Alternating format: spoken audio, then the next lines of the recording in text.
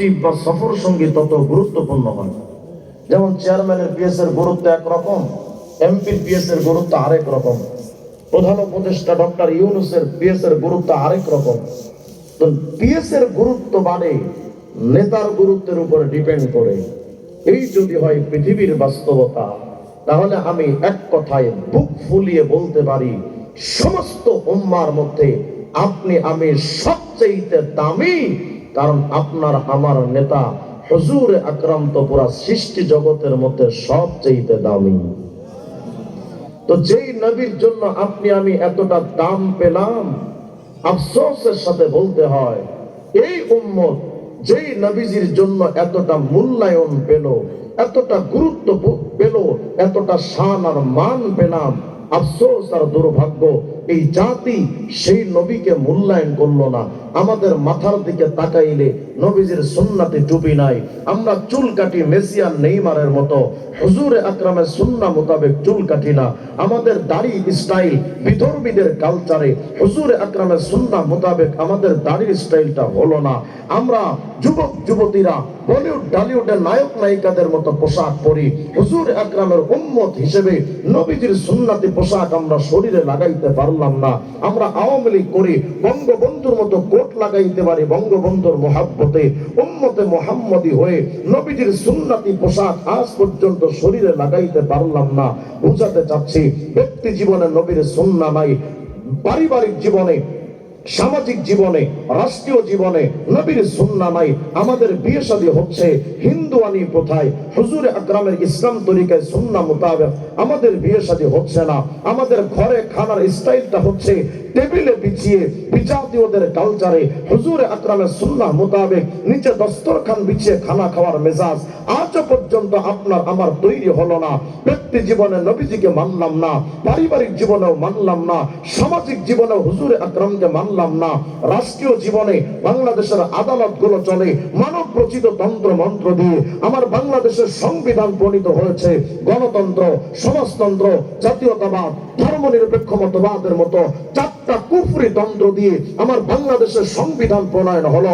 53 বছর চলে গেল স্বাধীনতার অর্ধ শতাব্দী, আজও পর্যন্ত এই বাংলার জমিনের 90% মুসলমানের বাংলার জমিনের সংবিধান হুজুর আকরামের ইসলাম তন্ত্র দিয়া আজও পর্যন্ত সংবিধান প্রণয়ন হলো না। তাহলে আমি জানতে চাই আপনার কাছে, যেই নবীর জন্য আপনি আমি এতটা দাম পেলাম, ব্যক্তি জীবনে তো হুজুরকে মানলাম না, পারিবারিক জীবনে তো নবীজিকে মানলাম না, সামাজিক জীবনেও নবীকে মানলাম না, রাষ্ট্রীয় জীবনে ওই নবীকে মানলাম না। মানলাম কাকে? লেনিন, কার্ল মার্কস, মাও সেতুং, আব্রাহাম লিঙ্কন, জিয়া, এরশাদ, মুজিব, বাস তাদেরকে মেনে নিয়েছি। আমরা এখন পূজা করছি গণতন্ত্র, সমাজতন্ত্র, রাজতন্ত্র, প্রজাতন্ত্র, সাম্যবাদ, পুঁজিবাদ, জাতীয়তাবাদ, বস্তুবাদ, ধর্মনিরপেক্ষ মতবাদের পূজা করছি। আজ পর্যন্ত এই মুসলমান জাতি ইসলামতন্ত্র বাস্তবায়ন হোক, এই ফিকিরটা আজ পর্যন্ত আপনি আমি করতে পারলাম না। আজও পর্যন্ত বাংলাদেশের 18 কোটি জনগণ পরিপূর্ণ ইসলাম আজও পর্যন্ত আমরা মানতে পারি নাই। আমরা কবরে যাচ্ছি, আমাদেরকে কবরে রাখার সময় বলা হচ্ছে বিসমিল্লাহি ওয়া আলা মিল্লাতি রাসূলিল্লাহ, একে রাসূলের ধর্মের অনুসারী হিসেবে একে কবরে রেখে আসছে। অথচ এই জালেম দুনিয়াতে নবীর টুপি মাথায় দেয় নাই, দাড়ি স্টাইলটা নবীর মতো ছিল না, চুলটা নবীজির মতো কাটে নাই, ব্যক্তি জীবনের কোন ক্ষেত্রেই নবীর সুন্নাহ মানে নাই, পারিবারিক জীবনও মানে নাই, সামাজিক রাষ্ট্রীয় জীবনে নবীর ইসলাম তো মানার সুযোগই পায় নাই। অথচ তাকে কবরে রাখছি এ বলে যে আল্লাহ রসুলের ধর্মের অনুসারী হিসেবে তাকে কবরে রেখে যাচ্ছি। আল্লাহর সাথে এর চাইতে বড় ধোঁকাবাজি আর প্রতারণা আর কিচ্ছু হতে পারে না। নবীজিকে আপনি আমি তো মানলাম না, অথচ আল্লাহ বলেছিলেন শোনো উম্মতে মুহাম্মাদি ওয়ালা তামুতুন্না ইল্লা ওয়া আনতুম মুসলিমুন, খবরদার পরিপূর্ণ মুসলমান না হয়ে কবরে এসো না, পরিপূর্ণ মুসলমান হও। উদখুলু ফিস সিলমি কাফা, ইসলামের মধ্যে পরিপূর্ণভাবে প্রবেশ করো। আমি এটা কোটিবার চ্যালেঞ্জ করে বলতে পারি, বাংলাদেশের 18 কোটি জনগণ আজও পর্যন্ত পরিপূর্ণ ইসলামে আমরা ঢুকতে পারি নাই। কারণ ইসলাম তো শুধু টুপি রাখার নাম নয়, ইসলাম তো শুধু দাড়ি রাখার নাম নয়, ইসলাম তো শুধু ব্যক্তি জীবনের আমলের মধ্যে সীমিত নয়, ইসলাম তো শুধু নামাজ রোজা হজ যাকাতের মধ্যে সীমাবদ্ধ নয়। আল্লাহ বলেছেন ইসলামে পরিপূর্ণভাবে প্রবেশ করো। এই যা আমরা আমল করছি এখানেই তো ইসলাম সীমাবদ্ধ নয়। চোর চুরি করলে রাষ্ট্রীয়ভাবে তার হাত কাটতে হবে, ওটাও যে একটা ইসলাম। জেনাকার জেনা করলে রাষ্ট্রীয়ভাবে তার যে একটা শাস্তির ফয়সালা ইসলাম অনুযায়ী আছে, ওটাও যে একটা ইসলাম। ডাকাত ডাকাতি করলে রাষ্ট্রীয়ভাবে যে তার একটা শাস্তির ফয়সালা আছে, ওটাও যে একটা ইসলাম। রাখাল রাহাদের মতো কটুক্তিকারী, নবীদ্রোহী, নবী বিদ্বেষীরা নবীর বিরুদ্ধে কটুক্তি করবে, মান সাব্বা নাবিয়ান ফাকতুলু, নবীর কটুক্তিকারীদের একটাই শাস্তি, মৃত্যুদণ্ড। ওটাও তো রাষ্ট্রীয়ভাবে হওয়ার কথা। আজ পর্যন্ত বাংলাদেশে রাষ্ট্রীয় ইসলাম আমরা মানতে পারি নাই। হ্যাঁ, ব্যক্তি জীবনের কিছু ইসলাম মেনেছি, রাষ্ট্রীয় ইসলাম তো মানতে পারলাম না। অথচ আমরা বলছি যে আমরা উম্মতে মুহাম্মদী, আমাদের চাইতে বড় ধোঁকাবাজ আর প্রতারক সমাজ আর কিচ্ছু হতে পারে না। মানলেন না তো নবীকে কোনো ক্ষেত্রেই, ব্যক্তি জীবনে মানলাম না, পারিবারিক জীবনে মানলাম না, সামাজিক জীবনে মানলাম না, রাষ্ট্রীয় জীবনে মানলাম না। অথচ আমরা স্বপ্ন দেখছি এই যে আমরা কিছুদিন পরে শান্তি পাবো, এই যে রাষ্ট্রটা পরিবর্তন হোক, এই সরকার যাক, তারপরে সরকার আসলে তো শান্তি পাবো। 53 বছর যাবত আমরা একই স্বপ্ন দেখে আসছি, একটার পর একটা সরকারের আবির্ভাব হয়েছে। সবাই আমাদেরকে একই গল্প শুনিয়েছিলেন যে আমরা যদি ক্ষমতায় যেতে পারি, আমরা দেশকে আলোকিত সমাজ হিসেবে গড়ে তুলবো। শুনে রাখো উম্মতে মুহাম্মাদী, এই রাষ্ট্রটা 53 বছর পর্যন্ত সংস্কার হয় নাই। শান্তির একটা সমৃদ্ধশীল রাষ্ট্র আজ পর্যন্ত আমরা পাচ্ছি না, ভবিষ্যতেও পাবো না। কোরআনে কারীমের মধ্যে আল্লাহ পাক বলেছেন, শোনো, ওয়ামান আ'রাদা আন যিকরি ফাইন্না লাহু মাঈশাতান দানকা। যদি ব্যক্তি জীবনে ইসলামের চর্চা না করো, তোমার ব্যক্তি জীবন অশান্ত হবে। তোমার পারিবারিক জীবনে ইসলামের প্র্যাকটিস যদি না করো, তোমার পারিবারিক জীবন অশান্ত হবে। তোমার সামাজিক আর রাষ্ট্রীয় জীবনে যদি কোরআন ইসলামের আইন যদি প্রতিষ্ঠা না করো, হ্যাঁ, তোমার দেশের নাম হবে ডিজিটাল। 53 বছর পরে এসে দেখবো সবকিছুতে খুঁজে শুধু ভেজাল আর ভেজাল। আজ পর্যন্ত আপনি আমি তো শান্তি পাইলাম না, কারণ একটাই, নবীজির ইসলামতন্ত্রকে বাদ দিয়া আপনি আমি গণতন্ত্রের পূজা শুরু করেছি, সমাজতন্ত্রের পূজা শুরু করেছি। আপনি আমি নবীর ইসলামতন্ত্রের প্রতি বৃদ্ধাঙ্গুলি প্রদর্শন করে মানবরচিত তন্ত্র মন্ত্রকে মেনে নিচ্ছি রাষ্ট্রীয় মডেল হিসেবে। হুজুরে আকরামকে মানতে পারলাম না। হ্যাঁ, এরাই আবার বলে এই মোল্লারা যদি ক্ষমতায় যায়, এরা আবার রাষ্ট্র চালাবে কি করে? এই মোল্লারা কিচ্ছু কি পারবে? মোল্লারা সমাজের বোঝা, মোল্লারা কি পারবে? তা আমি জানতে চাই, 53 বছর তোমরা কি ঘোড়ার ঘাস কাটছো? আমাদেরকে দেখাও। আজ পর্যন্ত তোমাদের মাধ্যমে তো কিচ্ছু হলো না। তবে ইসলামতন্ত্র, মোল্লাতন্ত্র প্রতিষ্ঠা হলে কি হয় তাকা দেখো। ইতিহাসের পাতাই শুধু নয়, ইতিহাসের পাতার দিকেও যদি তাকাও, 1400 বছর আগে আরবের বুকে ইসলামতন্ত্র, মোল্লাতন্ত্র যখন প্রতিষ্ঠিত হয়েছিল, আরবের আধার কেটে একটা সোনালী সমাজ আরবের মানুষ পেয়েছিল। ওই ইসলামতন্ত্র পৃথিবীর যেই মেরুতে প্রতিষ্ঠিত হয়েছিল, ওখানেই শান্তি এসেছিল। এটা শুধু ইতিহাসের পাতাই নয়, তাকা দেখো আফগানিস্তান মোল্লাদের দিকে সামান্য কিছু টুপিওয়ালা, দাড়িওয়ালা, পাগড়িওয়ালা নবীদের ইসলাম মোতাবেক জিন্দেগি চালিয়ে মাত্র 3 বছরের ব্যবধানে আফগানিস্তান এখন চুরি নাই, ডাকাতি নাই, সেনা নাই, ব্যভিচার নাই। কোন একজন তাগড়া যুবতী গভীর রাতে রাস্তা দিয়ে হেঁটে যায়, কোন বখাটের যুবক তার দিকে লোলুপ দৃষ্টিতে তাকায় না। কোন একজন মানুষ হাতে লক্ষ লক্ষ ডলার নিয়ে যদি রাস্তায় হাঁটে, কোন একজন ডাকাত তার দিকে রক্ত চক্ষু দিয়া তাকায় না। সুতরাং এটা এই জাতির কাছে ক্লিয়ার হয়ে গেছে, ইসলামতন্ত্র, মোল্লাতন্ত্র ছাড়া এই সমাজে শান্তি আসতে পারে না। কিন্তু আপনি আমি তো বিশ্বাস করি না। আপনি আমি মনে করি এই হুজুরদের দ্বারা কোনো পরিবর্তন হবে না। হুজুররা কি পারে? হুজুররা সমাজের বোঝা। আমরা আগের সরকারের আমলে যখন কারাগারে গেছি, আমি তো 2 বার গ্রেফতার হয়েছি। কারাগারে যখন আমরা যেতাম, কারাগারের উপরে লেখা দেখতাম, রাখিব নিরাপদ, দেখাবো আলোর পথ। কি ঘোড়ার ডিমের আলোর পথ দেখাইছে আমাকে? বলেন, টাটকা মিথ্যা কথা। আজ পর্যন্ত শুনেছেন কোন আসামি কারাগার থেকে ফিরে এসে আলোর পথে ফিরে এসেছে? আপনাদের কাছে কোনো প্রমাণ আছে এমন? আমি তো দেখি নাই, কিন্তু আমি শত শত হাজার হাজার লক্ষ লক্ষ প্রমাণ দিতে পারবো। তোমরা যেই সমাজ ব্যবস্থা দিয়া মানুষকে আলোর পথ দেখাতে পারো নাই, আমি দেখাতে পারবো। শত শত চোর, ডাকাত, বদমাইশ, দুর্নীতিবাজ, চাঁদাবাজ, টেন্ডারবাজ আল্লাহ ওয়ালাদের বুজুর্গানে দ্বীনের কাছে এসে, ওই মোল্লা মৌলবীদের কাছে এসে, ওই দেওনা হযরতের কাছে এসে, ওই তবলিগে গিয়ে, ওই চরমুনা উজানি নানুপুরে গিয়ে, ওই ঢালকানগর গিয়ে, ওই দাওয়াতুল হকের মেহনতে অনেক অসংখ্য খারাপ মানুষ আলোর পথে ফিরে এসেছে এমন প্রমাণ হাজার হাজার আছে বাংলাদেশে। আমি বুঝাতে চাচ্ছি, আলোর পথ দেখার জন্য একমাত্র মোল্লাতন্ত্র দরকার। হুজুর আকরামের ইসলামতন্ত্র ছাড়া আজকে গত সরকাররা তো বলেছে দেশকে সংস্কার করব, পারে তো নাই। অন্তর্বর্তীকালীন সরকার একই কথা বলছেন যে আমরা দেশটাকে সংস্কার করব, সংস্কার করব। আজ পর্যন্ত সংস্কার হয়নি, এই সরকারও পারবে না। ভবিষ্যতে যারা আসার প্রস্তুতি নিচ্ছেন ওদের মাধ্যমে হবে না। আরে রাষ্ট্রকে যদি সংস্কার করতে হয়, প্রতিটা সেক্টরে মুহাম্মদ রাসূলুল্লাহর আদর্শ বাস্তবায়ন করা দরকার। আল্লাহর নবীর আদর্শ ছাড়া কোন সেক্টর পশ্চিম কালো সংস্কার হবে না। আমি আফসোসের সাথে বলি, উম্মতে মুহাম্মাদি হয়ে ওই নবীকে যে সর্বত্র সব স্থান থেকে বাদ দিলাম, অথচ মুজিব সেনারা মুজিবকে সর্বক্ষেত্রে অনুসরণ করে, জিয়ার সৈনিকরা জিয়াকে সর্বক্ষেত্রে অনুসরণ করে, হিন্দুরা কৃষ্ণকে সর্বক্ষেত্রে অনুসরণ করে, বৌদ্ধরা বুদ্ধদেবকে সর্বক্ষেত্রে অনুসরণ করে। আফসোস এই জাতির জন্য, শুধু উম্মতে মুহাম্মাদি তার নবীকে সর্বক্ষেত্রে তারা মডেল হিসেবে মানে নাই। ব্যক্তি জীবনে নবীজির ইসলাম সুন্নাহ অনুযায়ী তার ব্যক্তি জীবন চালাই নাই, পারিবারিক জীবনে চালাই নাই, সামাজিক জীবনে চালাইলাম না, রাষ্ট্রীয় জীবনে চালালাম না।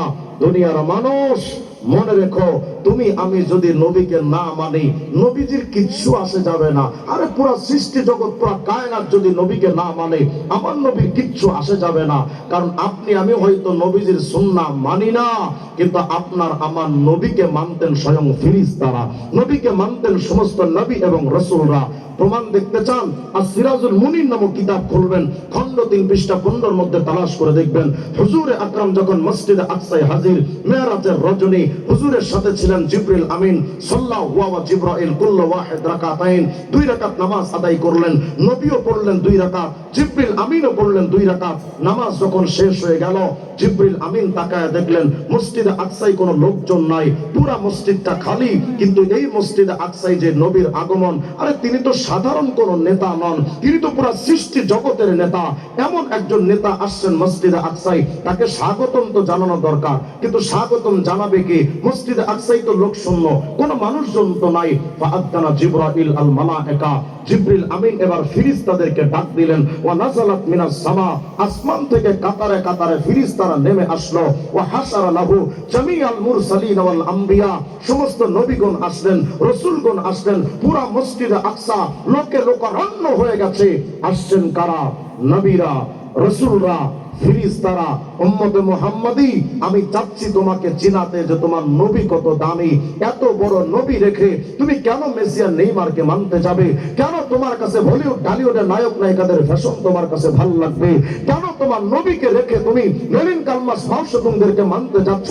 কেন তুমি আব্রাহাম লিঙ্কনের অনুসারী হবে? তোমার নবীর চাইতে তো দামি পুরো সৃষ্টি জগতে কেউ ছিল না। তোমার নবীর চাইতে তো যোগ্যতা সম্পন্ন পুরো সৃষ্টি জগতে তো কেউ ছিল না। নবীর মধ্যে যদি সৎ যোগ্যতা থেকে থাকে, ওই নবীকে কেন বাদ দিচ্ছ? তুমি আমি হয়তো নবীজিকে চিনলাম না, ফেরেশতারা কি পরিমাণ ছিলেন দেখেন নবীকে। হুজুরে আকরাম মসজিদে আকসায় হাজির, জিবরিল আমিন ডাক দিলেন নবীদেরকে, রাসূলদেরকে, ফেরেশতাদেরকে, সবাই এসে মসজিদে আকসা ভরপুর হয়ে গেল।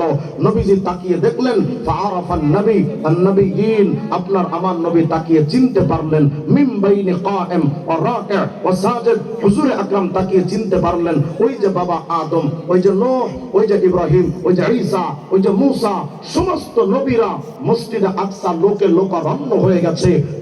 ইতিমধ্যে আল্লাহ রাসূল তাকিয়ে নবীদেরকে চিনতে পারলেন। ইতিমধ্যে ফাআযানা মুআদ্দিন, আযান হয়ে গেল। ওয়া উকিমাতিস সালাহ, ইকামত হয়ে গেল। ফাকামু সুফুফা, আযান ইকামতের পর পুরা মসজিদে আকসার কাতারে মুসল্লি হিসেবে দাঁড়িয়ে গেছেন নবীরা, রাসূলরা, ফেরেশতারা। আচ্ছা কল্পনা করেন তো, মসজিদে আকসায় আজকে জামাতের সাথে নামাজ আদায় হবে, কিন্তু এই জামাতের মুসল্লি কারা? নবীরা, রাসূলরা, ফেরেশতারা। কি আজীব অভূতপূর্ব এক দৃশ্যায়ন হয়েছে আজকে মসজিদে আকসায়। সবাই দাঁড়িয়ে গেছেন মসজিদে আকসায়, কিন্তু সবাই অপেক্ষমান। ইয়ান্তাজিরুনা মাইয়া উম্মুহুম, সবাই অপেক্ষমান ছিলেন। আরে আজকের এই দামি জামাতের কাতারে তো আমরা দাঁড়ালাম ঠিক মুসল্লি আর মুক্তাদি হয়ে, কিন্তু ইমামতির মুসাল্লা তো খালি। আজকের এই দামি জামাতের ইমামতি করবে কে? বাবা আদম, তিনি তো সাহসী করেন না ইমামতের মুসল্লায় যেতে। খলিলুল্লাহ ইব্রাহিম, তার তো হিম্মতি হয় না ইমামতের মুসল্লায় যেতে। ইমামতের মুসল্লা খালি, অথচ মসজিদে আকসার পুরা কাতার গুলো লোকে লোকারণ্য, সবাই দাঁড়িয়ে গেছেন, পিনপতন নীরবতা, নিস্তব্ধতার আধার, কেউ সামনে এগিয়ে যায় না। ইমামতের মুসল্লা খালি, নবী রাসূল ফেরেশতারা দাঁড়িয়ে আছেন, জামাতে নামাজ আদায় হবে। জিবরিল আমিন তাকালেন আমার নবীর কাছে এসে, জিবরিল আমিন ফাআখাযা বিয়াদিহি সাল্লাল্লাহু আলাইহি ওয়াসাল্লাম ফাকাদ্দামা, আপনার আমার নবীর হাতটা ধরে জিবরিল আমিন বলছেন, মুহাম্মদ আজকের এই দামি জামাতের ইমামতি করবে। আরে এমন মহান ইমাম সাহেব আর কে আছে? মুহাম্মদ তুমি সামনে এগিয়ে যাও, নবী রাসূল ফেরেশতাদের ইমাম হয়ে যাও। আপনার আমার নবী সমস্ত ফেরেশতাদের ইমাম, নবী এবং রাসূলদের ইমাম। আরে শুধু তাই নয়, সহিহ বুখারী 2496 নম্বর হাদিস তালাশ করে দেখবেন, হুজুর আকরাম বলেন, চিনো না আমারে? ফাকুনা আউয়ালা মান তানশাক্কু আনহুল আরদ, কিয়ামতের ময়দানে এই জমিন ফেরে সর্বপ্রথম যিনি কিয়ামতে উঠবেন তিনি সাধারণ কেউ না, আপনার আমার নবী মুহাম্মদুর রাসূলুল্লাহ। শুধু তাই নয়, জামি তিরমিজির হাদিস তালাশ করে দেখবেন, হুজুর আকরাম বলেছেন, আনা সাইয়্যিদু ওয়ালদি আদম ইয়াউমাল কিয়ামতি ওয়ালা ফখর, কিয়ামতের ময়দানে আমি মুহাম্মদ সমস্ত ডাক্তারদের নেতা, সমস্ত ডক্টরদের নেতা, সমস্ত ইঞ্জিনিয়ারদের নেতা, সমস্ত বিজনেসম্যানদের নেতা, সমস্ত পলিটিশিয়ানদের নেতা, সমস্ত সায়েন্টিস্টদের নেতা। আরে আরবি বলো, আজমি বলো, দেশি বলো, বিদেশি বলো, প্রবাসী বলো, আলেম আওয়াম বলো, মানব দানব ফেরেশতা বলো, নবী রাসূল বলো, কিয়ামতের ময়দানে কোথায় তোমার জিয়া, কোথায় তোমার এরশাদ আর মুজিব, কোথায় তোমার লেনিন, কার্ল মার্কস, মাও সেতুং, আব্রাহাম লিঙ্কন? হুজুর আকরাম বলেন, কিয়ামতের ময়দানে কোন নেতা থাকবে না, শুধুমাত্র নেতা থাকবেন একজন, তিনি আপনার আমার নবী মুহাম্মদুর রাসূলুল্লাহ। আর কোন নেতা থাকবে না। ওই কিয়ামতে কি অবস্থা হবে জানেন? হুজুর আকরাম বলেন, শোনো, ওয়াবিয়াদি লিয়াউল হামদি ইয়াউমাল কিয়ামতি ওয়ালা ফখর, কিয়ামতের ময়দানে আমি মুহাম্মদের হাতে একটা প্রশংসার ঝান্ডা থাকবে, একটা পতাকা থাকবে। মা মিন নাবিয়্যিন ইয়াউমা ইযিন আদম ফামান সাওয়া ইল্লা তাহতা লিওয়াই, আমি মুহাম্মদের পতাকার নিচে কিয়ামতের ময়দানে সমস্ত নবী রাসূল ফেরেশতারা পর্যন্ত দাঁড়িয়ে যাবেন নবীজির পতাকার নিচে। এটা শুধু কিয়ামতে হবে এমনটা নয় আমার ভাই, কিয়ামতের আগে হযরত ঈসা ইবনে মারিয়ামের মতো জলিলুল কদর একজন নবী তিনি আসবেন এই দুনিয়ায়। তিনিও এসে আমার নবীর মতো টুপি পরবেন, নবীর মতো চুল রাখবেন, নবীর মতো দাড়ি কাটবেন, আমার নবীর মতো পোশাক পরবেন, আমার নবীর ইসলামের শরিয়ার পূর্ণতা তিনি মেনে চলবেন। আমি বোঝাতে চাচ্ছি, তোমার আমার যেই নবীকে আগের যুগের নবী আর ফেরেশতারা পর্যন্ত মানতে পারে, আপনার আমার কি হলো যে ওই নবীকে বাদ দিয়া মেসিয়া নেইমারের মতো চুল কাটলাম, বলিউডের নায়ক নায়িকাদের মতো পোশাক পরলাম, বিজাতীয়দের কালচারের সেই রাজনীতি আপনি আমি ঘরে তুললাম, নবীজিকে বাদ দিয়া দিলাম। তোমার আমার কাছে মনে হচ্ছে আমাদের কাছে সম্মানিত ব্যক্তি লেনিন, কার্ল মার্কস, মাও সেতুং, আব্রাহাম লিঙ্কন। আরে বাপ রে বাপ, আমাদের কাছে দামি কারা? জিয়া, এরশাদ, মুজিব। কেন? হুজুর জানেন না, জিয়া মুজিব দেশের স্বাধীনতার জন্য কত চেষ্টা করেছেন, এজন্য আমরা তাদেরকে মানি। শুনে রাখো, তোমার মুজিব 56,000 বর্গ মাইলের স্বাধীনতার স্থপতি, তোমার বাংলাদেশের স্বাধীনতার সর্বপ্রথম ঘোষক তো শহীদ জিয়া। তো শুনে রাখো, তোমরা যাদেরকে মানো তারা মাত্র 56,000 বর্গ মাইলের স্বাধীনতার ঘোষণা দিয়েছেন, আর পুরো বিশ্বকে স্বাধীন করার জন্য সর্বপ্রথম আমার নবী ঘোষণা দিয়েছিলেন। সুতরাং যদি তুমি তোমার নেতাকে মানতে পারো, আমি আমার নবীর চাইতে কোনো উত্তম কাউকে দেখি না, আমার নবীর চাইতে আদর্শ হিসেবে আমি কাউকে মানতে পারি না। অথচ তুমি আজকে পরিচয় দিচ্ছ যে তুমি জিয়ার সৈনিক, তুমি মুজিব সেনা, তুমি এরশাদের সেনা। শুনে রাখো, নবীজির আদর্শ ছাড়া পৃথিবীর কারো আদর্শের সৈনিক হওয়ার কোনো সুযোগ নাই। আদর্শের সৈনিক যদি হতে হয় একমাত্র নবীজির আদর্শের সৈনিক। আপনার কাছে দামি কারা? ওই মানব রচিত তন্ত্রের আবিষ্কারক। চিনলেন না তো নবীকে, যে নবী কত দামি।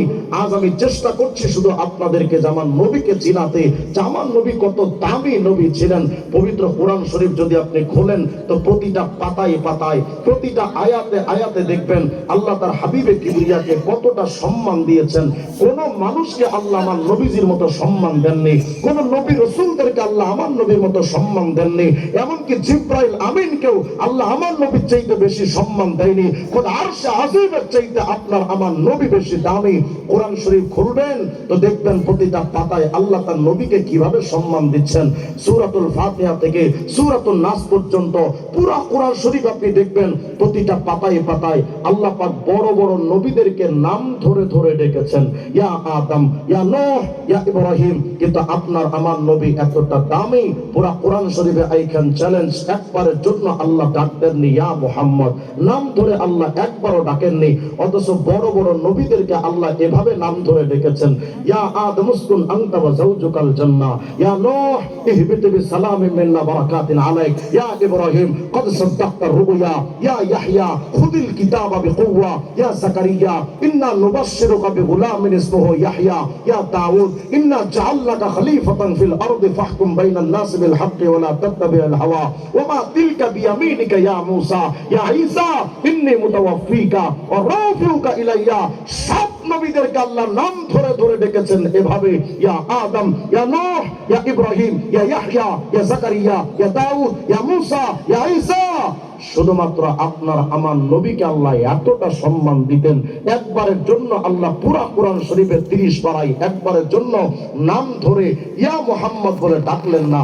হ্যাঁ, ডাকার যখন দরকার হয়েছে অত্যন্ত সম্মানের সাথে, আজমতার হুরমতের সাথে, মহব্বতার দরদের সাথে, ভালোবাসা আর নম্রতার সাথে কি চমৎকার করে আল্লাহ তার নবীকে ডাকতেন এভাবে, ইয়া আইয়ুহান নবী হাসবুকাল্লাহ, ইয়া আইয়ুহার রাসূল বাল্লিগ মা উনজিলা ইলাইকা মির রাব্বিক, ইয়া আইয়ুহাল মুযাম্মিল কুমিল লাইলা ইল্লা কালিলা, ইয়া আইয়ুহাল মুদ্দাথির কুম ফাআনদির, ইয়াসিন ওয়াল কুরআনিল হাকীম। তাহা কি চমৎকার ভাবে আল্লাহ উপাধি ধরে ডেকেছেন, একটা বারের জন্য আল্লাহ পাক তার নবীর নাম উচ্চারণ করে ডাকেননি। শুধু কি তাই, আমাদের বাংলাদেশে কোনো সম্মানিত ব্যক্তির নাম আমরা যদি উচ্চারণ করতে চাই তাহলে নাম ধরার পাশাপাশি তার উপাধিটা ধরি, উপাধি ছাড়া আমরা কারো বড়দের নাম নেই না। যেমন আমাদের বাংলাদেশের সমস্ত ওলামায়ে কেরামের সরতাজ মাথার মুকুট ছিলেন শাহ আহমদ শফি রাহিমাহুল্লাহ।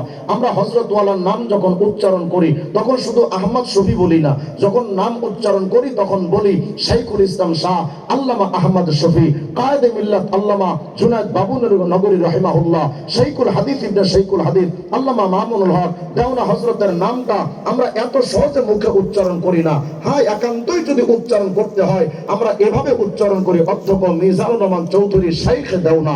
এভাবে আমরা হযরত ওয়ালার নামটা আরেফ বিল্লাহ লকবটা আগে ব্যবহার করি, তাছাড়া উচ্চারণ করি না। বোঝাতে চাচ্ছি সম্মানিত ব্যক্তিদের নাম উচ্চারণ করতে গেলে উপাধিটা ব্যবহার করতে হয়। হায় হায়, উম্মতে মুহাম্মাদি চিনলা না তোমার নবীকে। পুরা কোরআন শরীফ আমি চ্যালেঞ্জ করলাম, একটা জায়গা দেখান যেখানে আল্লাহ তার নবীর নাম মুহাম্মদ ব্যবহার করেছেন আর উপাধিটা ব্যবহার করেননি। একটা জায়গা দেখান, পাবেন না। যেখানে আল্লাহ নবীর নাম মুহাম্মদ বলেছেন সেখানেই বলেছেন রাসূলুল্লাহ, নইলে খাতামুন নবিয়্যিন। যেমন আল্লাহ বলেন ওমা মুহাম্মাদুন ইল্লা রাসূল কদ খালাত মিন ক্বাবলিহির রাসূল মুহাম্মাদুর রাসূলুল্লাহ ওয়াল্লাযীনা মা'হু আশিদ্দাউ আলাল কুফার মা কানা মুহাম্মাদুন আবা আহাদিন মির রিজালিকুম ওয়ালাকিন রাসূলুল্লাহ ওয়া খাতামান নবিয়্যিন। আমি বুঝাতে চাচ্ছি যে আল্লাহ তোমার আমার নবীকে এতটা সম্মান দেন, হাইরে কপাল পোড়া উম্মত, ওই নবীর দাড়িটা কাইটা সেলুনে ফালায়া মানুষের পায়ের তলায় জুতার নিচে ফালায়া তুমি নবীকে কতটা অসম্মান করো তুমি টের পাও না। যেই নবীকে আল্লাহ এতটা সম্মান দেন ওই নবীর ইসলামতন্ত্রের রাজনীতি বাদ দিয়া যখন গণতন্ত্র, সমাজতন্ত্র, রাজতন্ত্র, প্রজাতন্ত্র, সাম্যবাদ, পুঁজিবাদ, জাতীয়তাবাদ, বস্তুবাদ, ধর্ম নিরপেক্ষ মতবাদের রাজনীতি তুমি করো, কেমন জানি তুমি নবীকে বোঝাও নবী আপনার ইসলামতন্ত্র দিয়ে আমার আদালত চলে না, আপনার ইসলামতন্ত্র দিয়ে আমার সংবিধান চলবে না, আপনার ইসলাম দিয়ে আমার বাংলাদেশের বঙ্গভবন আর সংসদ ভবন চলবে না, এজন্য আপনার ইসলামতন্ত্র বাদ। এখন আমি নিজে মানব রচিত তন্ত্র এখানে ভিক্ষা করে বাংলাদেশে এনে বাস সেটাকে চালিয়ে দিচ্ছি। যখন তুমি নবীজির পোশাকটা বাদ দিয়া বিদেশিদের কোট, টাই, প্যান্ট, শার্ট পরো, কেমন জানি তুমি নবীকে বুঝাতে চাও নবী আপনার ওই পোশাক আমার কাছে পছন্দ না, এই জন্য বিজাতীয়দের পোশাক আমি পরে নিয়েছি। যখন তুমি নবীর তরিকায় চুল না কেটে মেসি আর নেইমারের মতো চুল কাটো, তুমি নবীকে কেমন এই জানি এই বার্তা দিতে চাও নবী আপনার চুল কাটার স্টাইল আমার কাছে পছন্দ না, এজন্য মেসি আর নেইমারের মতো চুল কাটি। হায় হায় কপাল পোড়া উম্মত, তুমি তো নবীর কলিজায় তায়েফের চাইতে বেশি আঘাত করে ফেলেছো। 3 বছর আবু সিয়াদ আবি তালেব জেলখানায় কারারুদ্ধ থাকার কষ্টের চাইতে তুমি নবীর সুন্নাত যে মানো না, এই কষ্টটা নবীর ভেতরে বেশি আঘাত করে, তুমি বুঝো না। নবী তায়েফের ময়দানে আহত হলেন, বান্দা মোবারক শহীদ হওয়ার কষ্ট চাইতে উম্মত যে সেই নবীকে মানে না, নবীর কষ্ট তো এটা সবচেয়ে বেশি। কিন্তু আপনি আমি তো বুঝলাম না, এতটুকুন মহব্বত নবীকে দিতে পারলাম না। আপনি আমি তো না দেন, পুরা সৃষ্টি জগৎ যদি নবীকে মহব্বত না করে, আমি চ্যালেঞ্জ করলাম নবীর 4 পয়সার কিছু ক্ষতি হবে না। হয়তো আপনি আমি নবীকে মহব্বত করি না, জানেন আপনার আমার নবীকে আল্লাহ নিজে মহব্বত করেন। সুবহানাল্লাহ, আসতে বললেন আপনারা। আপনার আমার নবীকে আল্লাহ নিজে মহব্বত করেন। দেখতে চান? জামে তিরমিজি হাদিসের কিতাব খোলেন।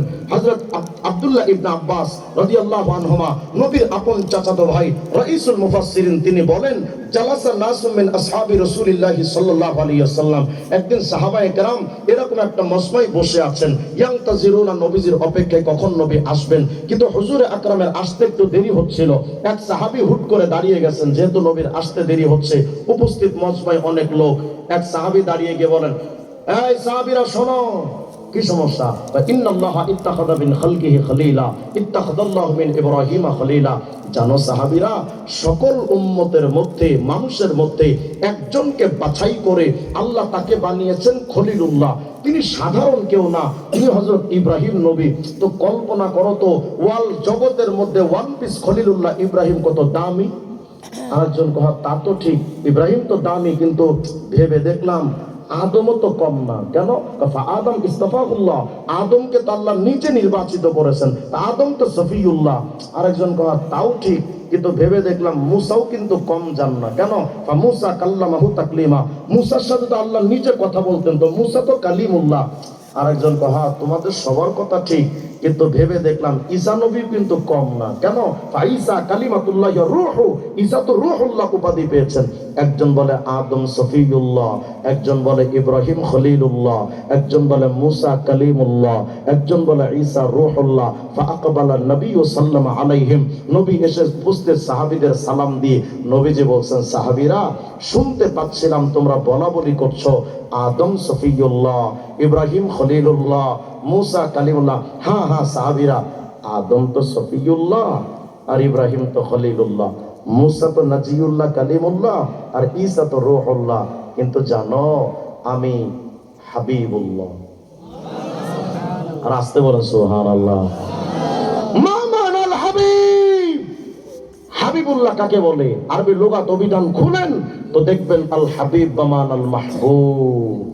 আল্লাহ বোঝাতে চান নবী গো, সফিউল্লাহ আদম, খলিলুল্লাহ ইব্রাহিম, কালিমুল্লাহ মুসা আর রূহুল্লাহ ঈসা। নবী সবাই কিন্তু আমি আল্লাহকে খুশি করতে পাগল পারা। খুব মনোযোগ দিয়ে বোঝেন, আমি বোঝাতে চাচ্ছি পুরা সৃষ্টি জগতের মধ্যে আল্লাহর কাছে শুধুমাত্র আপনার আমার নবী কতটা দামি ছিলেন, কতটা গুরুত্ববহ আর কতটা গুরুত্বপূর্ণ ছিলেন, আল্লাহ বোঝাতে চাচ্ছেন নবী গো, সফিউল্লাহ আদম আমারে খুশি করতে পাগল, খলিলুল্লাহ ইব্রাহিম আমারে খুশি করতে পাগল, কালিমুল্লাহ মুসা, রূহুল্লাহ ঈসা আমাকে খুশি করার জন্য পাগল পারা। যেন আল্লাহ বোঝাতে চান, অনবী ইন্না আদম ওয়া হাওয়া বাকায়া মিআতাই সানা, আদম হাওয়া 200 বছর টানা কেঁদেছিলেন। টার্গেট একটা, জান্নাতে নিষিদ্ধ বৃক্ষ খেয়েছি। 200 বছর কেঁদেছিলেন, টার্গেট একটা, আল্লাহকে খুশি করা। নীল দরিয়ায় ঝাঁপ দিয়েছিলেন কালিমুল্লাহ মুসা, টার্গেট একটা, আল্লাহকে খুশি করা। নিজের জীবনকে উৎসর্গ করতে প্রস্তুত ছিলেন রূহুল্লাহ ঈসা, টার্গেট একটা, আল্লাহকে খুশি করা। নিজের সন্তান ইসমাইলকে জবাই করতে উদ্যত হয়েছেন ইব্রাহিম খলিলুল্লাহ। নমরুদের আগুনে ঝাঁপ দিয়েছেন ইব্রাহিম খলিলুল্লাহ, টার্গেট একটা, আল্লাহকে খুশি করা। আল্লাহ বোঝাতে চান নবী গো, সফিউল্লাহ আদম, খলিলুল্লাহ ইব্রাহিম, কালিমুল্লাহ মুসা আর রূহুল্লাহ ঈসা।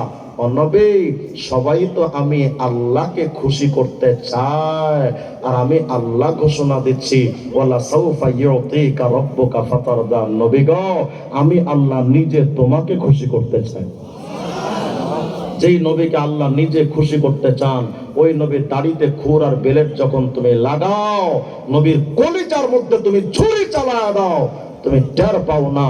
যেই নবীকে আল্লাহ নিজে খুশি করতে চান, হায় উম্মত আফসোস, ওই নবীকে আপনি আমি চিনলাম না। চিনলাম না তো নাই, চিনলামই তো না।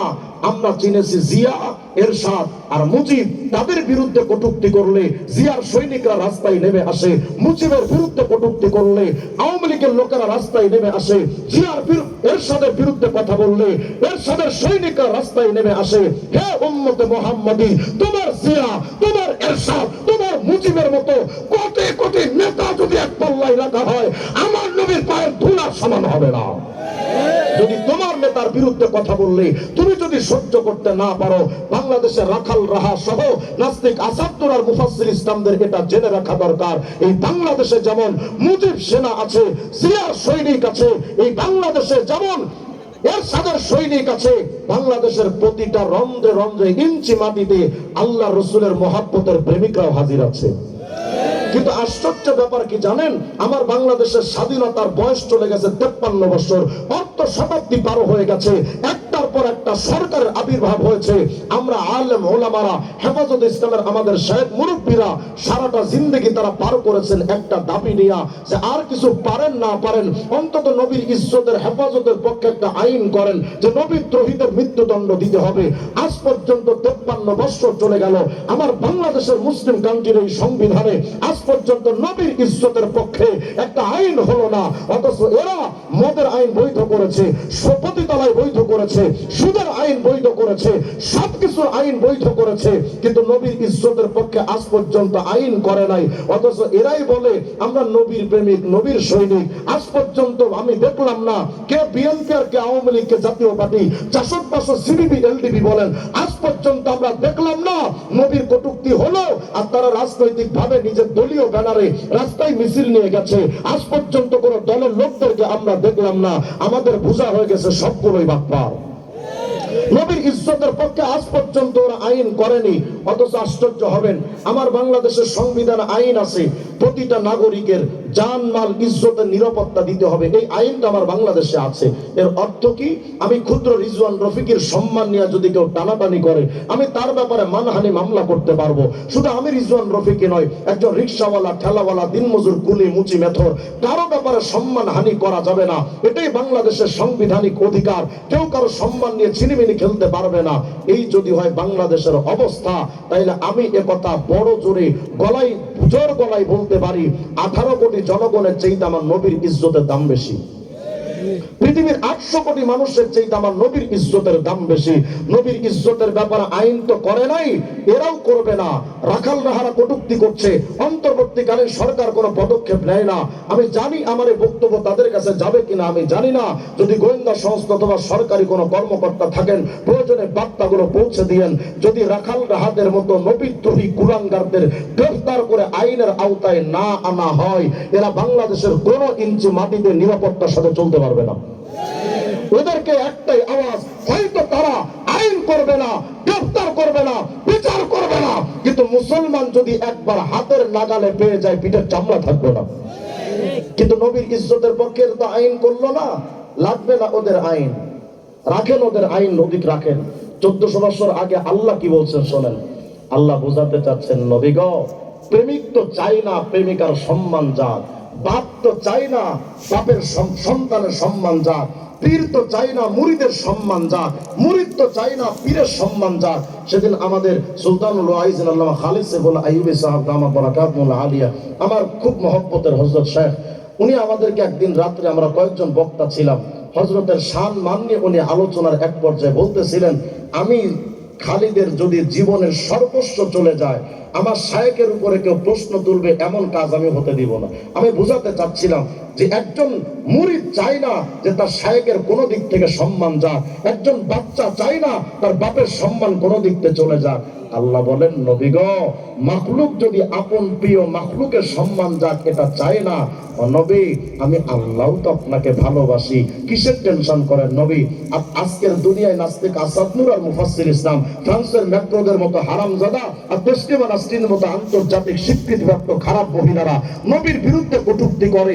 আল্লাহ বলেন, নবী টেনশন করেন না, পুরা দুনিয়াও যদি আপনার বিরুদ্ধে চলে যায় আর আইন যদি নাও হয়, কিচ্ছু হবে না।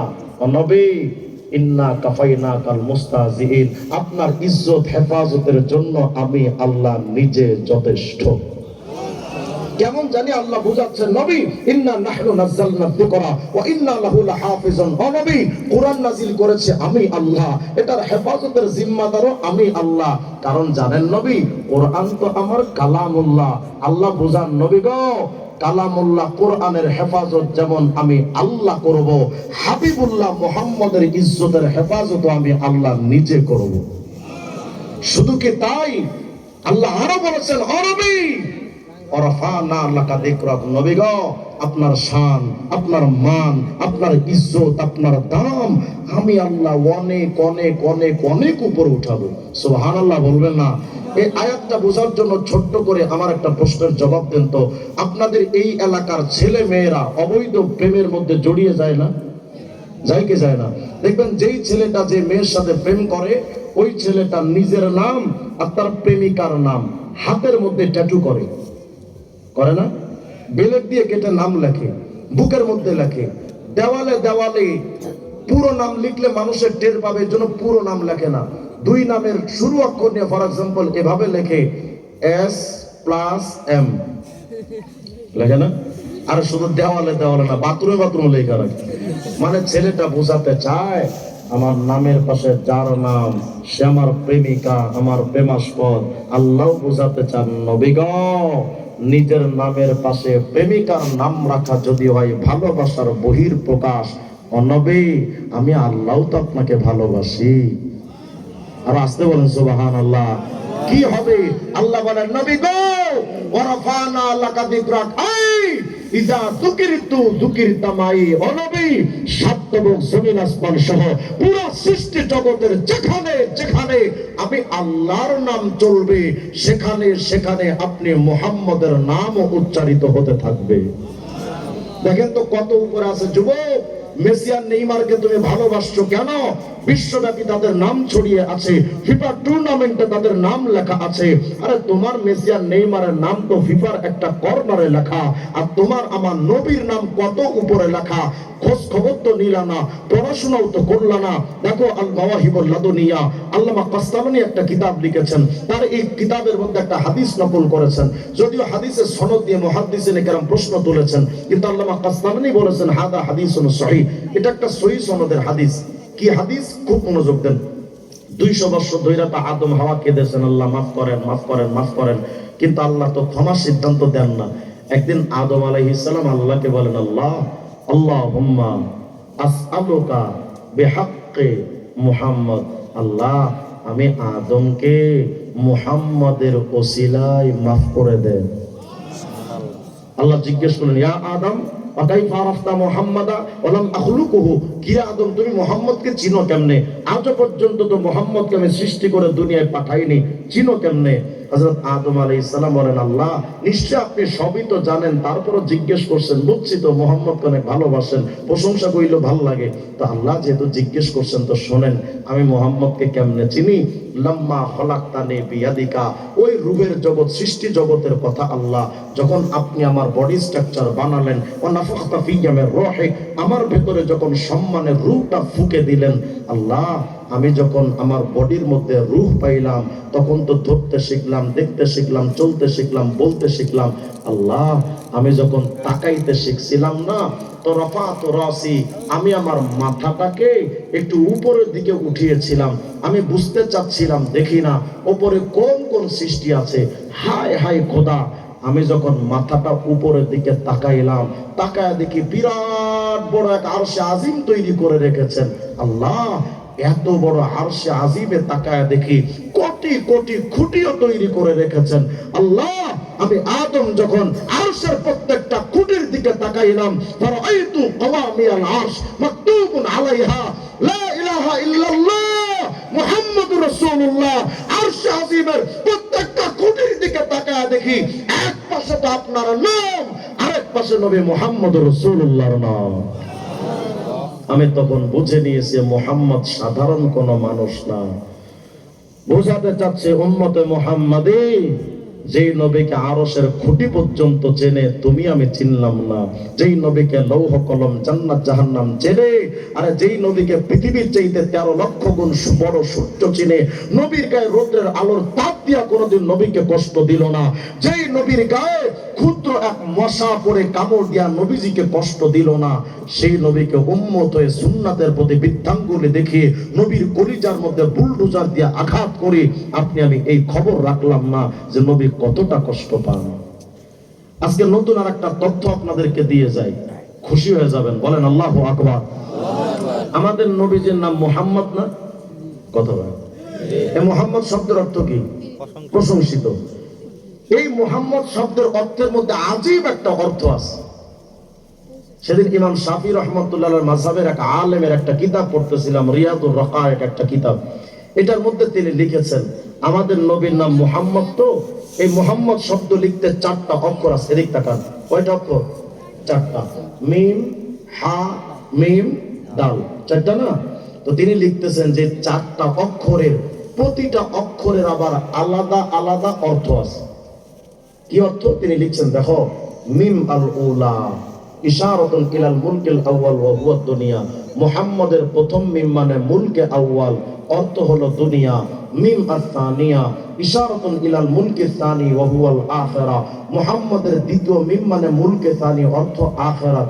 মাঝখানের হা ইশারাতুন ইলার রাহমা, হা মানে আল্লাহর রহমত। শেষের দাল ইশারাতুন ইলাদ দাওয়াম, দাল মানে সদা সর্বদা। আবার শুনেন, মুহাম্মাদের প্রথম মিম মানে দুনিয়া, দ্বিতীয় মিম মানে আখিরাত, হা মানে আল্লাহর রহমত, দাল মানে সদা সর্বদা।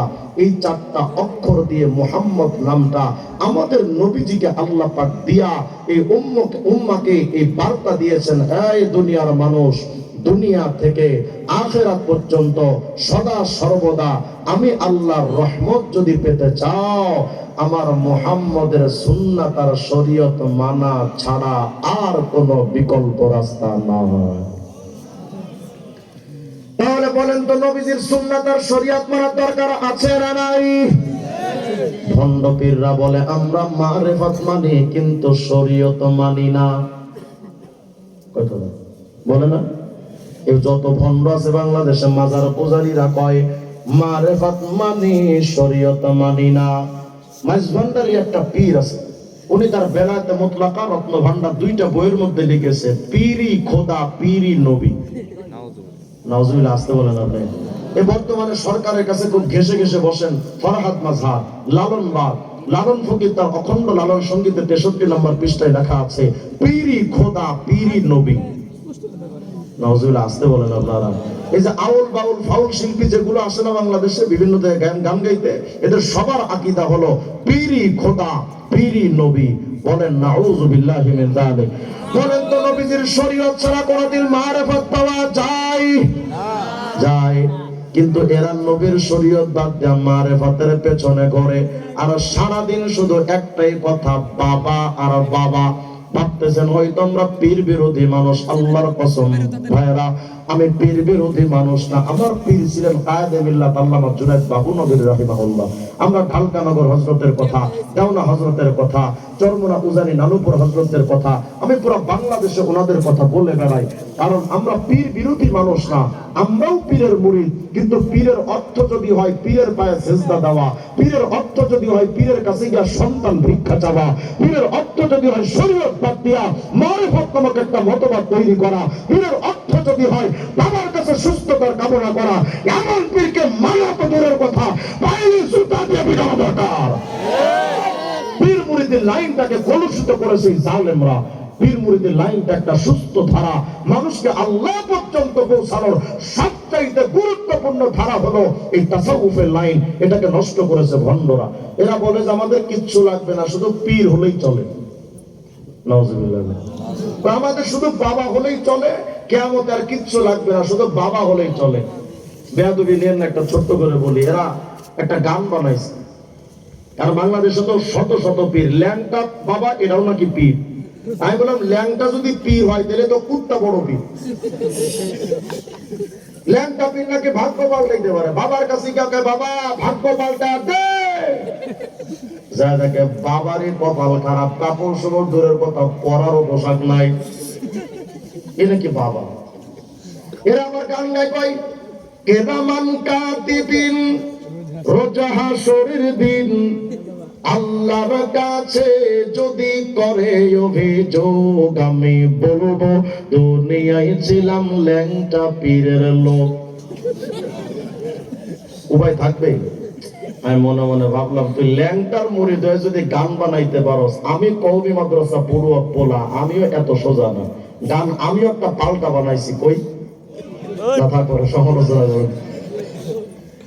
কেরামান কাতিবিন পাইবে যেদিন তোরা যারা ছিলি ল্যাংটা বাবার লোক, তোদের সুতা মাইরা কইব জাহান্নামে ঢো। আচ্ছা গানটা যদি এমন হতো, কেদামান কাতিবিন রোজ হাসরের দিন আল্লাহর কাছে যদি করে অভিযোগ আমি বলবো দুনিয়ায় ছিলাম মুহাম্মাদের লোক। मोमिन जो फिदा नक्श काफे पाए नबी हो, वज़ीर कदम आज भी आलम का खजीना, साहिल से लगे कभी मेरा भी सफीना, देखेंगे कभी शौक से मक्का व मदीना, गर सुन्नत नबवी की करे पैरवी उम्मत, तूफान से निकल जाएगा फिर उसका सफीना। বলেন তো নবীজির সুন্নাত আর শরীয়ত মানা দরকার আছে না নাই? এক কবি বলেন আল্লাহর বান্দা শুনো, নূহ নবীর সময় যখন পৃথিবীতে প্লাবন আসলো, বন্যা, সাইয়েদুনা নূহ একটা নৌকা বানালেন। ওই নৌকার মধ্যে যে উম্মত গুলো উঠেছিল ওরা যেমন মহাপ্লাবনের বিপদ থেকে বাইচা গেল, এই উম্মতে মুহাম্মদী তোমরাও যদি আজকের এই দুনিয়ায় নবীজির সুন্নাতের নৌকায় যদি উঠতে পারো, কবর মিজান হাসরের বিপদ থেকে পার কইরা মহান রব তোমাকে জান্নাতে পৌঁছা দেবে। হযরত আব্দুল্লাহ ইবনে আব্বাস বলেন, ইয়াউমা তাবিয়াদু আহলে সুন্নাতি ওয়াল জামাত, দুনিয়াতে যারা দুইটা জিনিস মানবে, এক নাম্বার নবীর সাহাবায়ে কেরামকে মানা লাগবে, দ্বিতীয় নাম্বার নবীজির সুন্নাত মানা লাগবে। কয়টা জিনিস? এক নাম্বার সাহাবা, দ্বিতীয় নাম্বার সুন্নাহ। বলেন তো কয়টা? এক নাম্বার বলেন, সবাই বলেন। এক নাম্বার, দুই নাম্বার, এক নাম্বার, দুই নাম্বার। নবীজির সাহাবায়ে কেরামকে মানা লাগবে, তারাই তো সত্যের মাপকাঠি। যারা নবীর সাহাবায়ে কেরামকে সত্যের মাপকাঠি মানে না, আমরাও তাদেরকে সঠিক পথের মানুষ মনে করি না। হযরত আব্দুল্লাহ ইবনে আব্বাস বলেন, শুনো,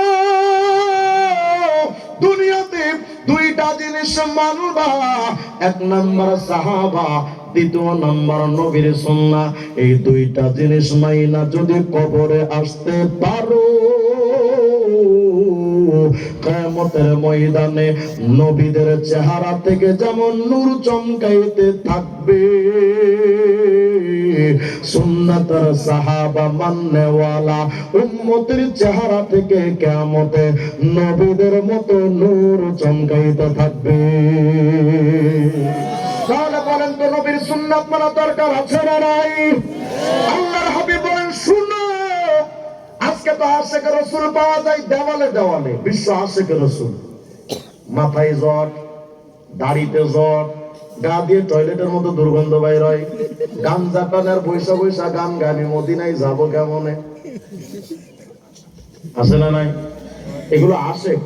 আমি যখন রাহমানিয়া মাদ্রাসায় পড়তাম, তার সাথে মনে হয় জানবে, সাইদুল রাহমানিয়া মাদ্রাসায় পড়াকালীন সময় একটা বাবা ছিল, বাবা হায়দার শাহ। বিশ্বাস করবেন, মরার আগে প্রায় 50 বছর গোসল করে না। ও যেখান দিয়ে যাইতো, আসছিল না, ও যেখান দিয়ে যাইতো মনে হতো বাথরুম টয়লেট নিয়ে গেছে।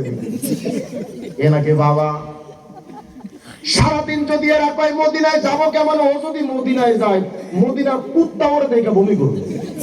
খাবার তুই মদিনায় কি করো?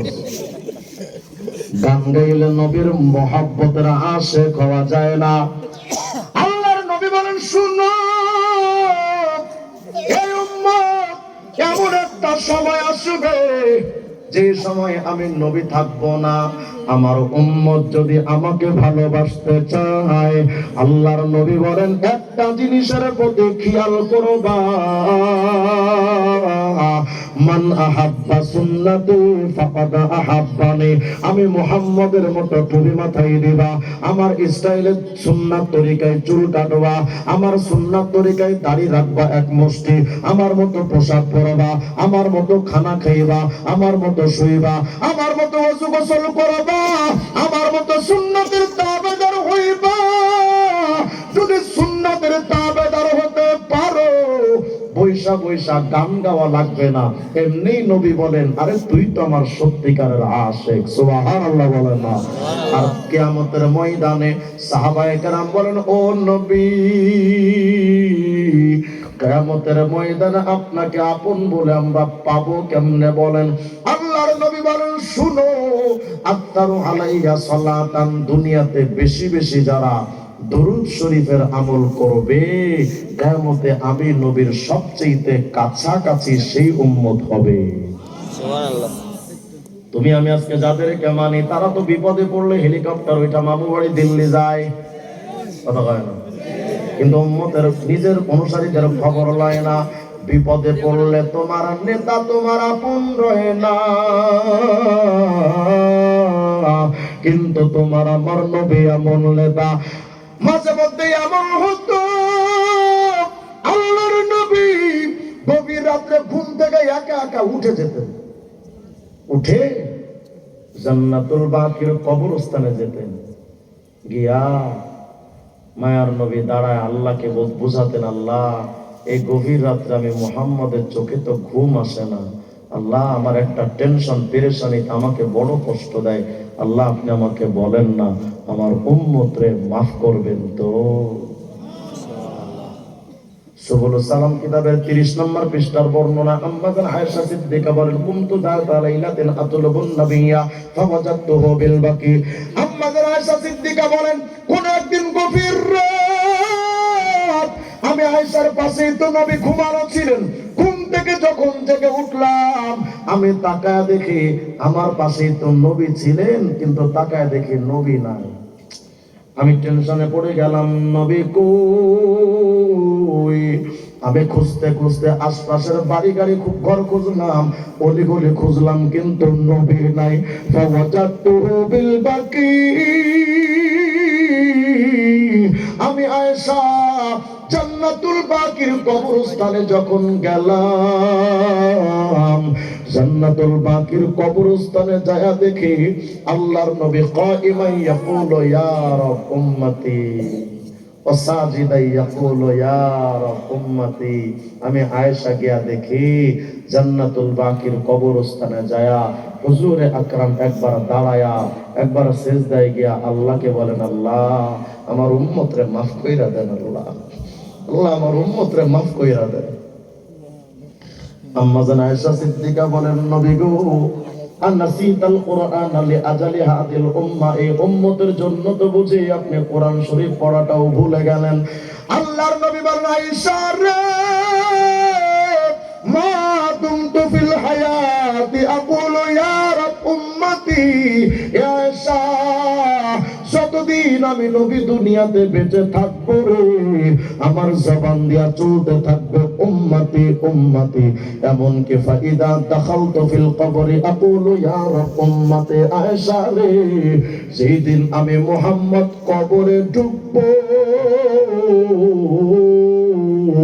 ওই দিন আমার জবান দিয়া চলতে থাকবে উম্মতি উম্মতি। শাওলিউল্লাহ মুহাদ্দিসে দেহলভী রাহিমাহুল্লাহ সনদ ছাড়া একটা কথা লিখেছেন তার কিতাবে। হুজুরে আকরাম যখন ইন্তেকাল করেন, মায়ার নবীর দেহ মোবারকটা যখন কবরে রাখা হবে, কয়েকজন সাহাবী মিলে তো নবীর দেহ মোবারকটা কবরে রাখতে নেমেছিলেন। এক এক করে তো সব সাহাবী উঠে আসছেন। সর্বশেষ যে সাহাবী কবর থেকে উঠবেন, তিনি মনে মনে ভাবতেছিলেন, আহারে এতদিন তো মনে কোনো অশান্তি থাকলে রহমাতুল লিল আলামিনের দরবারে আসতাম, আর মায়ার নবীর চেহারার দিকে তাকাইলে তো মনটা খুশি হয়ে যেত। কিন্তু আজকে তো মায়ার নবী চলে যাচ্ছে, নবীকে তো আর দেখার সুযোগ হবে না। তো সাহাবী বলেন, আমি নবীকে শেষবারের মতো দেখার জন্য রহমাতুল লিল আলামিনের চেহারার দিকে যখন নজর করলাম, আমি তাকায় দেখি মায়ার নবীর ঠোঁট মোবারক এমন ভাবে নড়াচড়া করতেছিল। আমি মনে মনে ভাবলাম, মায়ার নবীর ঠোঁটটা নড়ে কেন? কি বলছেন গো নবী? ওই সাহাবী বলেন, আমি আমার কানটারে আল্লাহর নবীর ঠোঁট মোবারকের কাছে যখন নিলাম, আমি কানটা নবীজির ঠোঁটের কাছে নিয়ে শুনতে পাচ্ছিলাম ফিস ফিস আওয়াজ দিয়ে আল্লাহর নবী বলতেছিলেন, ইয়া রাব উম্মতি উম্মতি। আল্লাহ, আমার গুনাহগার উম্মতরে যে রেখে যাচ্ছে, আমার উম্মতের কি হবে? এমন মায়ার নবীরে যে চিন্না না দুনিয়ার মানুষ,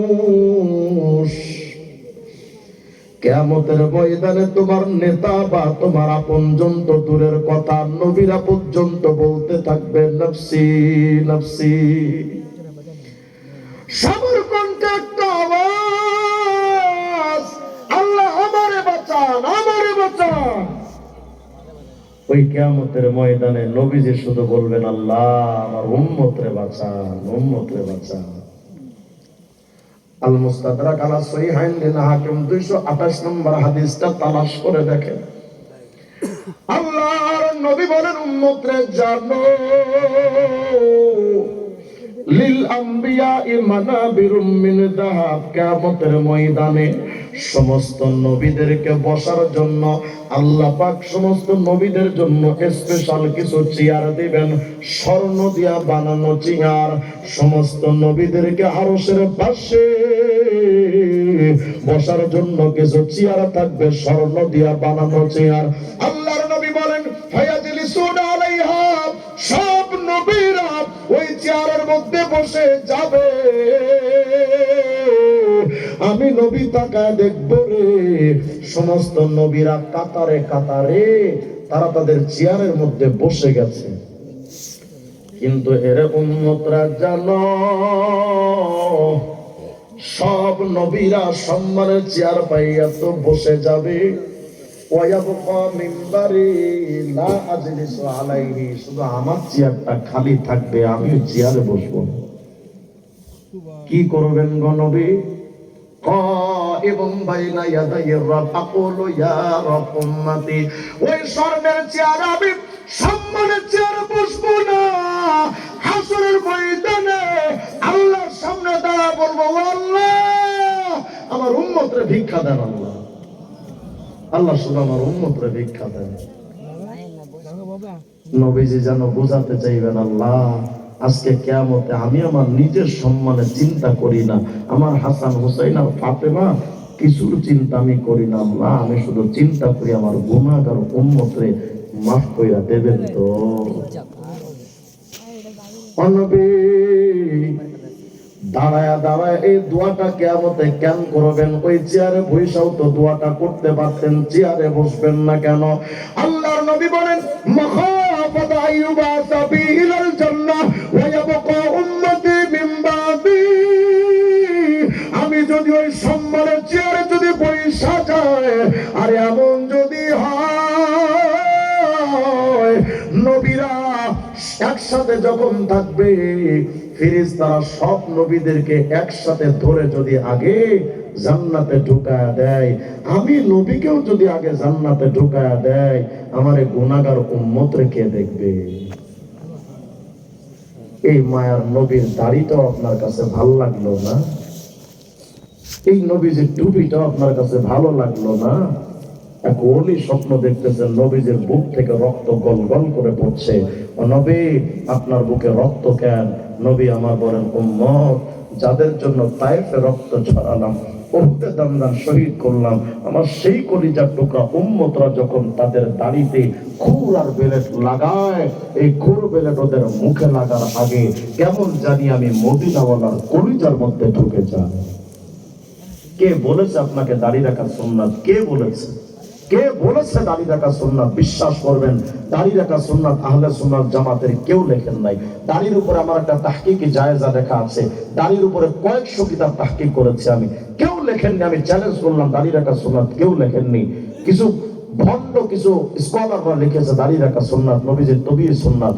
আর বিশ্বাস করেন, নবীজির দাড়ি সুন্নাত এটা কেউ লেখেননি। হ্যাঁ, সবাই লিখেছেন দাড়ি রাখা সুন্নাত নয়, সুন্নাত তরিকায় দাড়ি রাখা ওয়াজিব।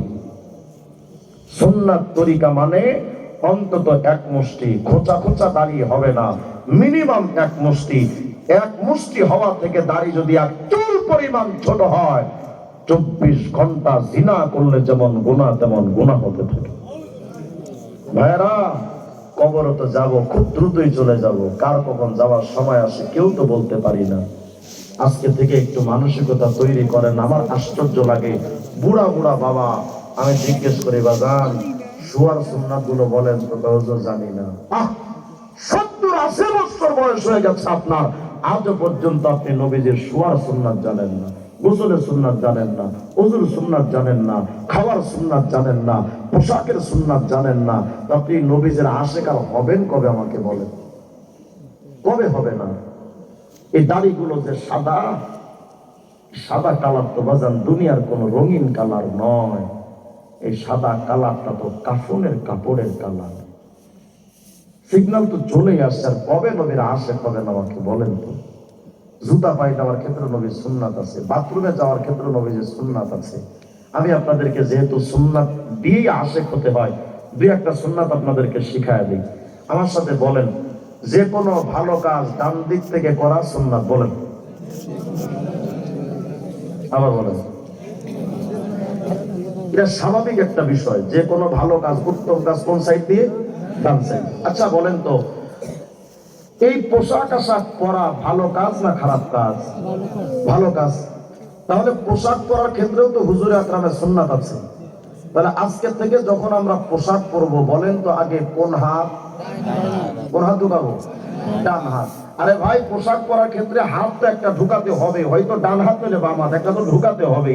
আজকে থেকে আশিকে রাসূল হিসেবে পোশাক পরার ক্ষেত্রে আগে ডান হাত ঢুকাবো ইনশাআল্লাহ। পায়ের পোশাক পরার ক্ষেত্রে আগে কোন পা? ডান পা। তবে পায়জামা বা লুঙ্গি ইত্যাদি পরার ক্ষেত্রে বসে পড়া সুন্নাত, মনে থাকবে ইনশাআল্লাহ। আচ্ছা, জুতা পরা ভালো কাজ না খারাপ কাজ? ভালো কাজ, নাইলে পায়ে ময়লা লাগবে। তো জুতা পরার ক্ষেত্রে আগে কোন পা ঢুকাবো? ডান পা, যেহেতু ভালো কাজ। আবার এগুলো খোলার ক্ষেত্রে কোন সাইড? বলেন না কোন সাইড? বিরক্ত হচ্ছেন মনে হয় না? এখান থেকে 20-50 বছর আগে আমাদের আকাবের আসলাম বুজুর্গানে দিন মাহফিলে এসে এভাবে মানুষকে বয়ান করতেন, যে আমল শেখাতেন হাতে কলমে। এখন তো শুধু চলে তাহিরি আঙ্কেলদের ডিজে নাচ, এখন তার মাহফিলে বয়ান চলে না। মাহফিলের স্বকীয়তা নষ্ট করে ফেলেছে কিছু জালেম বদমাইশ বক্তারা। আল্লাহ এদের থেকে আমাদের হেফাজত করেন। আমি বক্তা হয়ে আপনাদেরকে বলে যাচ্ছি, এই কথা আমি এবছর সারা বাংলাদেশে বলছি, বক্তা খুঁজবেন না, আলেম খুঁজবেন। কি খুঁজবেন? বক্তা নয়, কি? আলেম। সব বক্তারা আলেম না, আবার সব আলেমরা বক্তাও না, বুঝে আসছে? আলেমের কাছে গেলে এলেম আর আমল পাবেন, আর বক্তাদের কাছে গেলে হয়তো অযথা টাইম নষ্ট হবে, আর কিচ্ছু হবে না। এই জন্য আজকে সময় হেদায়েত হয় না।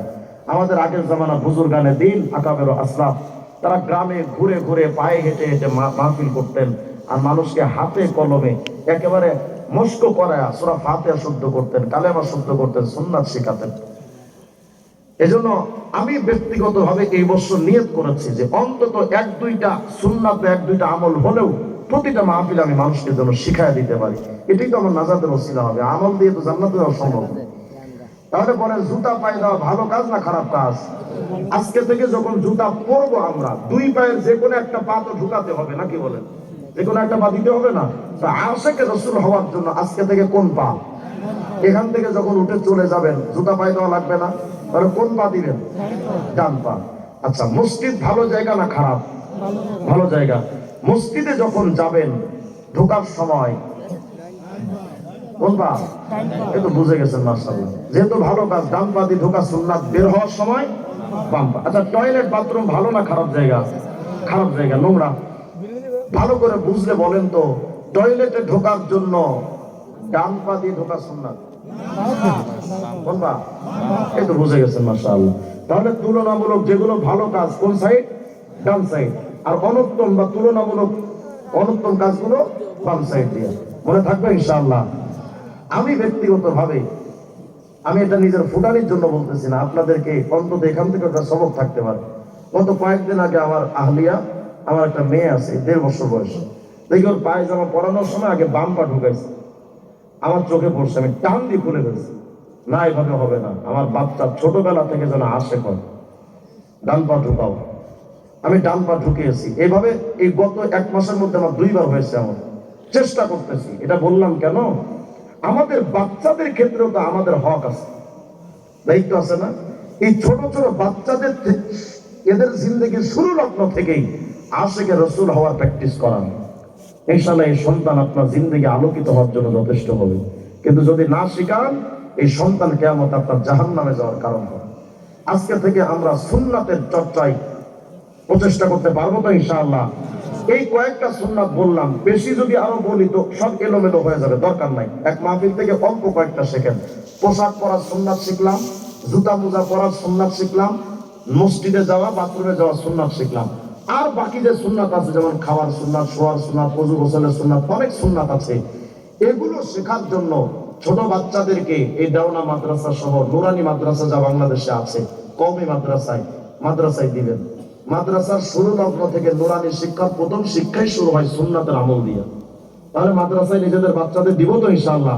আর বয়স্ক মানুষ যারা আছেন, আপনারা এই কাপাসিয়া বা এই দেওনা এলাকায়, আপনাদের তো অন্য কোনো জায়গায় যাওয়া দরকার নাই। সারা বাংলাদেশে ইহইয়ায়ে সুন্নাতের জন্য, সুন্নাত জীবন্ত করার জন্য যারা মেহনত করেন, তাদের মধ্যে অন্যতম এবং প্রথম সারির সর্বপ্রথম তালিকায় যারা আছেন, তাদের মধ্যে দেওনা হযরত অন্যতম।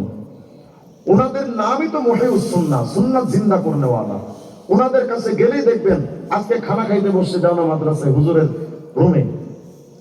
তো হুজুরের রুমের একজন যিনি কোষাধ্যক্ষ, আপনাদের সাইদুর একটা এলোমেলো কাজ করছে, মানে খানাটা নিয়ে আমার প্লেটে উনি তরকারি দিচ্ছে সাইদুরে, সাথে সাথে উনি সবক দিলেন যে না, এটা আদবের খেলাফ, এটা সুন্নাত নয়। আমি ভাবলাম যে এই মাদ্রাসায় সুন্নাতের কত চর্চা হয়, সুবহানাল্লাহ। তাহলে এই মাদ্রাসায় মাহে রমজান আসছে, সুবর্ণ সুযোগ, হুজুরের কাছে যাবেন, গিয়ে সুন্নাত শিখবেন। যাবো তো ইনশাআল্লাহ। অথবা তবলিগে একটু সময় দিয়েন, দেখবেন তবলিগে গেলে গোল করে বসায়া খাওয়ার সুন্নাত, ওযুর সুন্নাত, গোসলের সুন্নাত, বাথরুমের সুন্নাত শেখায় না? যাবো ইনশাআল্লাহ। তবে আলেমদের সাথে, কোনো খুনিদের সাথে নয়। আল্লাহ তাআলা আমাদের সবাইকে কথাগুলোর প্রতি আমল করার তৌফিক দান করেন, বলেন আমিন। আল্লাহ পাক আমাদের সবাইকে বাংলাদেশি সুন্নি নয়, খাঁটি সুন্নতি হিসেবে কবুল করেন। আরো জোরে বলেন আমিন। আল্লাহ পাক আজকের মজমাকে কবুল করেন। সাইদুর আমাকে বলতেছিল যে হুজুর, মাহফিল তো তেমন এখানে হয় না, প্রবাসী ভাইদের উদ্যোগে অনেক টাকা পয়সা দিয়ে তারা আজকের আয়োজন করেছেন। আল্লাহ পাক প্রবাসী সকল ভাইকে যেন তাদের সালামতের জিন্দেগি দান করেন। আল্লাহ পাক সবাইকে যেন আশিকে রাসূল হিসেবে কবরে যাওয়ার তৌফিক দান করেন।